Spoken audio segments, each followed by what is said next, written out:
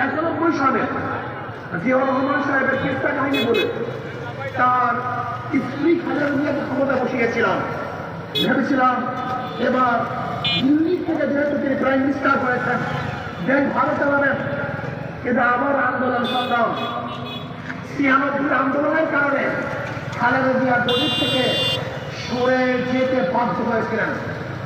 আবার সেই মনস্কন্যা, ওই যে মনস্কন্যা, মনে আছে তো মনস্কন্যা? হ্যাঁ, মনস্কন্যাকে 93 বসালাম। ভেবেছিলাম এবার মানুষ শান্তি পাবে, মুক্তি পাবে। কিন্তু মনস্কন্যা এমন কাজ করেছেন, 2001-এ মনস্কন্যা নির্বাচনের কাছেও যেতে পারেন নাই, জনগণের হাসতেন। আবারও সেই জিয়াউর রহমান সাহেবের চেষ্টা কাহিনী করে 2001-এ কাকে ক্ষমতা বসালাম, আবারও সেই গৃহিণীকে ভেবেছিলাম এবার দেশ ভালো চালাবেন। কিন্তু কয়েক বছরের মধ্যে এত আন্দোলন, এত সংগ্রাম, মঈনুদ্দিন সাহেব, ফখরুদ্দিন সাহেব গুহা থেকে বের হয়ে 2 নেশন 2 মাইনাস 2 মাধ্যমে জনগণকে গৃহবন্দী করবে।